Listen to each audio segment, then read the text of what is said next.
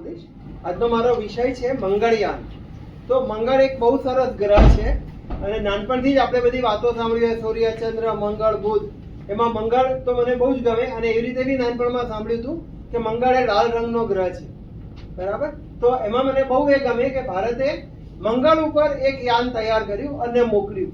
અને એમાં એવું કર્યું કે આપણી પાસે એટલી બધી ટેકનોલોજી નહોતી કે આપણે કઈ રીતે જઈ શકીએ. એ કે બીજા બધા દેશો કરે છે, અમેરિકા કરે છે, ચાઇના કરે છે, રશિયા કરે છે, એ લોકો પાસે બહુ જ બધા પાવરફુલ એન્જિન હોય છે. પણ આપણા દેશ પાસે એટલું બધું પાવરફુલ એન્જિન નહોતું. પણ આપણા દેશના વૈજ્ઞાનિકોએ અને ખાસ કરીને ઘણા બધા વિદ્યાર્થીઓ જે આગળ આવેલા અને એમણે બધો વિચાર કર્યો કે કઈ રીતે આ કામ થઈ શકે. એટલે એ લોકોએ પહેલા પૃથ્વીનું થોડું પરિભ્રમણ કર્યું અને પછી ગતિ વધારી અને એ ગતિ વધારીને આપણું યાન છેક મંગળ સુધી મોકલ્યું.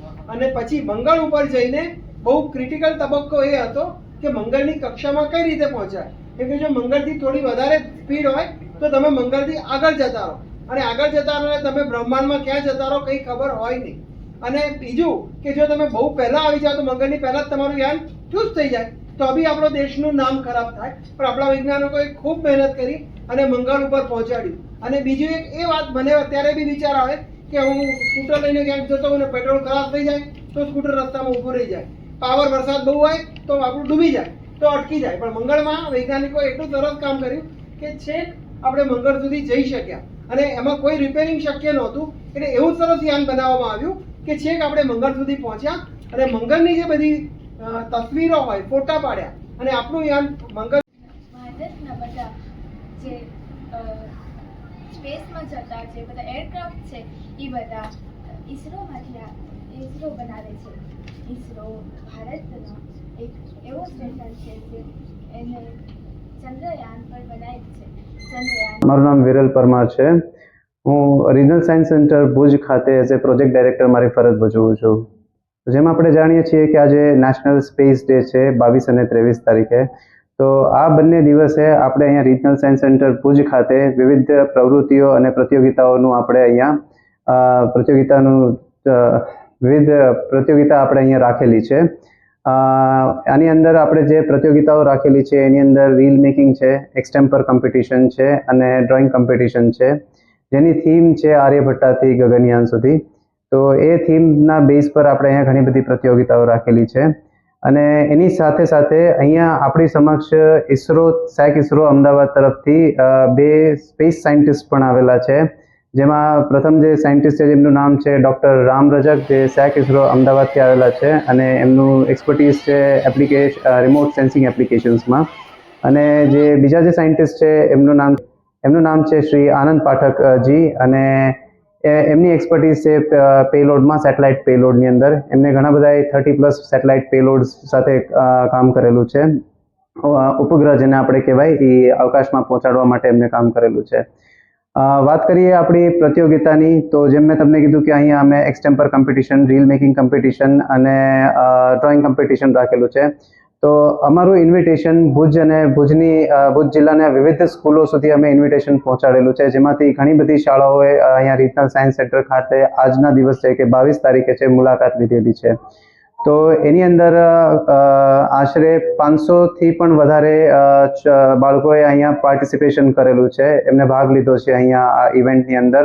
અને તે લોકોને ખૂબ મજા આવે છે પાર્ટિસિપેશન કરવાની. ઇવન આપણા જે સ્પીકર્સ છે, જે બંને જે એક્સપર્ટ સાયન્ટિસ્ટ જે આવેલા છે, સ્પેસ સાયન્ટિસ્ટ છે, એમની તરફથી બી એમને બહુ જ સરસ જાણકારી મળી કે સેટેલાઇટ કોને કહેવાય, રોકેટ કોને કહેવાય. તો એમની જાણકારી એ લોકોને, એ બંને જે સ્પેસ સાયન્ટિસ્ટ હતા એમને તરફથી મળેલી છે.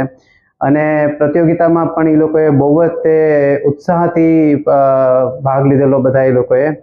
અને આવી વસ્તુ રિજનલ સાયન્સ સેન્ટર ભુજ છે એ આવનારા દિવસોમાં કરતી જ રહે છે. જેમ તમે લોકો જાણો છો કે અહીંયા રિજનલ સાયન્સ સેન્ટર ભુજ ખાતે આવા કાર્યક્રમો ચાલતા જ રહેતા હોય છે.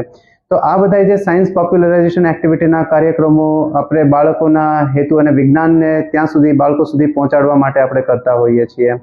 તો અત્યારે જેમ કે આ કોમ્પિટિશન 22 અને 23 આ બંને દિવસ આપણે અહીંયા રિજનલ સાયન્સ સેન્ટર ભુજ ખાતે ચાલવાની છે. તો મારો અનુરોધ છે બધા લોકોને આની અંદર પાર્ટિસિપેટ કરવાનો. 22 તારીખ થઈ ગઈ છે, તો 23 તારીખે હું અનુરોધ કરું છું કે તમે બધા લોકો જેટલી આજુબાજુની શાળાઓ છે અથવા પેરેન્ટ્સ પર ઇવન છે તો એમને અનુરોધ છે કે અહીંયા આવીને પાર્ટિસિપેટ કરે.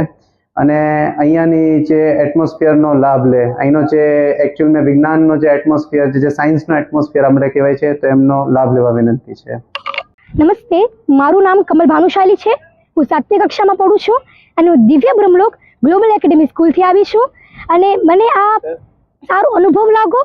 મને અહીંયા બહુ સારું લાગ્યું કે કેમ આપણા ઈસરોના જે પણ મેમ્બર્સ છે એ આપણે આવીને મળ્યા અને આપણે એમના વિચાર શેર કર્યા એમને આપણા સાથે, અને એક યુવાને નવી દિશા આપી કે સાયન્સના ક્ષેત્રમાં એક યુવા કેવી રીતે આગળ વધી શકે છે. અને મારો અહીંયા એક્સપિરિયન્સ બહુ જ સારો રહ્યો. અહીંયા મેં એક્સટેમ્પોરમાં ભાગ લીધો હતો અને ત્યાં પણ બહુ જ મસ્ત હતો. ડિજિટલ સાયન્સ સેન્ટરની ફેસિલિટીઝ બહુ મસ્ત છે. અને નેશનલ સ્પેસ ડે ઉપર હું એમ કહેવા માંગીશ કે આપણું ભારત કેટલા ઊંચાઈ સુધી પહોંચી ચૂક્યો છે. કેમ આપણે સાયકલ ઉપર એક રોકેટ લોન્ચ કરી હવે આદિત્ય L1 ચંદ્રયાન 3 જેવી મિશન્સ લોન્ચ કરીએ છીએ અને ઈસરોનું નામ દેશભરમાં રોશન કરીએ, દુનિયાભરમાં રોશન કરીએ છીએ. જો અમે બધાને બહુ સારું લાગ્યું, અમે બધાએ નવું શીખ્યું, નવું જાણ્યું કે કેવી રીતે હોય છે સાયન્સના અંદર શું હોય છે, સ્પેસ, એના બધાને વિશે માહિતી જાણી. અને મારા ટીચર્સને બહુ સારું લાગ્યું કે એમને પણ નવું કંઈ જાણવા માટે મળ્યો અને સ્ટુડન્ટ્સને કંઈ બતાવવા માટે મળ્યો. તો સ્પર્ધાનું 3 સ્પર્ધાનું આયોજન હતું: extempore, drawing and reel making, જેમાં બધા અલગ અલગ વિદ્યાર્થીઓએ ભાગ લીધા था. मैं धनीराम रजक अंतरिक्ष उपयोग केंद्र अहमदाबाद से आया हूं और इस समय आंचलिक विज्ञान केंद्र जो कि भुज में है, वहां पर भारत सरकार की तरफ से जो द्वितीय राष्ट्रीय अंतरिक्ष दिवस के सेलिब्रेशंस चल रहे हैं, उसी के तहत हम यहाँ आए हुए हैं. मैं आपको बता दूं, 23 अगस्त 2023 यह तारीख भारत के इतिहास में स्वर्ण अक्षरों से लिखी जा चुकी है. हमारे प्रधानमंत्री ने इस डेट को हम हमेशा याद रखें और हमारे आने वाली जनरेशन्स इससे प्रेरणा लेती रहें, इसलिए 23 अगस्त को नेशनल स्पेस डे घोषित किया. और 23 अगस्त 2023 को जो हमारा चंद्रयान 3 चंद्रमा के साउथ पोल के पास जब लैंड हुआ, उस जगह का नाम दिया शिव शक्ति. और इन सब चीज़ों को आज हमने प्राप्त कर लिया है, लेकिन आने वाली जनरेशन हमारे भारत देश को और आगे बढ़ाएं. चंद्रमा पे अगर कोई रिसोर्सेस हैं, कोई मिनरल्स हैं, उसकी अगर धरती के ऊपर कहीं पे भी आए तो भारत उसमें हिस्सेदार रहे. इसके लिए हमें आगे जो भी प्रयास करना है, आगे आने वाली जनरेशन को हमें प्रोत्साहित करना है. इसलिए इसरो ने पूरे देश में हमारे जो साइंटिस्ट हैं, इंजीनियर हैं, देश के हर कोनों में जा रहे हैं, स्पेस साइंस के बारे में अवेयरनेस के प्रोग्राम कर रहे हैं. उसी के तहत यहाँ पे हमने कुछ एक्टिविटीज़ रखे हैं. हमारे व्याख्यान भी रखे गए थे. इस एरिया के जो स्कूल के, कॉलेज के, चाहे सरकारी स्कूल हों या प्राइवेट स्कूल हों, वहाँ के चढ़ बढ़ के बच्चों ने हमारी अलग अलग एक्टिविटी में पार्टिसिपेट किया है. और हमने अपने व्याख्यान के द्वारा बच्चों को अवगत कराया है कि हमारी जो इसरो की जर्नी कैसी रही है, आज हम कहाँ हैं और हम भविष्य में क्या प्लान कर रहे हैं. आप सबका बहुत बहुत धन्यवाद. મારું નામ આનંદ પાઠક, હું સ્પેસ વૈજ્ઞાનિક છું અને ઈસરો સ્પેસ એપ્લિકેશન સેન્ટર અમદાવાદથી આવ્યો છું. અને આજે ભારતભરમાં આ ખૂબ સરસ રીતે ઉજવાઈ રહ્યો છે નેશનલ સ્પેસ ડે. આજે આ બીજો નેશનલ સ્પેસ ડે છે અને એ માટે અમે 2 વૈજ્ઞાનિકો ખાસ અમદાવાદ ઈસરોથી આવ્યા છીએ. અને આ ભુજનું ખૂબ સરસ રિજિયોનલ સાયન્સ સેન્ટર છે, જ્યાં ખૂબ બધા પ્રયોગોનું આયોજન કરવામાં આવ્યું છે. બાળકો માટે અમારો વાર્તાલાપ હતો, વિડીયો ટોક હતી, અને એ ઉપરાંત બાળકો સાથે પ્રશ્નોત્તરી કરી, એમને પ્રાઇઝ પણ આપ્યા. પછી એક આખા ભુજના અને આજુબાજુના બધા બાળકો આવ્યા છે અને પેઇન્ટિંગ કોમ્પિટિશન પણ કરવામાં આવી. એ ઉપરાંત એ લોકો માટે એક્સટેમ્પર એટલે શીઘ્ર વક્તૃત્વ સ્પર્ધાનું પણ આયોજન થયું અને બધા બાળકોને ખૂબ મજા આવી રહી છે. અને ખૂબ સારો પ્રયત્ન છે કે બાળકોની અંદર આપણે વિજ્ઞાનનું બીજ રોપણ કરી રહ્યા છીએ કે જે કાલે ઉઠીને મોટું વૃક્ષ બને અને આપણને ગુજરાતમાંથી બીજા ઘણા બધા વિક્રમ સારાભાઈ મળે, ઘણા બધા રાકેશ શર્મા મળે અને એવી રીતે વિજ્ઞાન આગળ વધે. એનો આ ખૂબ સરસ પ્રયત્ન છે અને બાળકો એમાં અત્યંત ઉત્સાહથી જોડાઈ રહ્યા. આજથી બરાબર 2 વર્ષ પહેલાં 23મી ઓગસ્ટના દિવસે આપણે ઈસરો દ્વારા જે ચંદ્રયાન 3 મોકલવામાં આવ્યું હતું, એનું સફળ લેન્ડિંગ એટલે ચંદ્ર પર ઉતરાણ કરવામાં આવ્યું હતું. અને એની અંદર જે હતું એ વિજ્ઞાન વિક્રમ લેન્ડર હતું એ ચંદ્ર પર ઉતર્યું અને ચંદ્રના સાઉથ પોલ ઉપર ભારત વિશ્વનો સૌથી પહેલો દેશ બન્યો કે જેને સફળતાપૂર્વક ચંદ્રયાન 3નું દક્ષિણ ધ્રુવ ઉપર ચંદ્રના દક્ષિણ ધ્રુવ ઉપર લેન્ડ કર્યું અને એ ઉપરાંત આપણે સફળ લેન્ડિંગ ઉપરાંત એક આપણું વિક્રમ લેન્ડર હતું ને એની અંદર એક પ્રજ્ઞાન એટલે જ્ઞાન, એ પ્રજ્ઞાન રોવર હતું, એને આપણે ચંદ્રની સપાટી પર ફેરવ્યું, ચંદ્રના સપાટીના નમૂનાના ફોટોગ્રાફ લીધા, એનું સર્વેક્ષણ કરીને બધો ડેટા આપણને મોકલ્યો.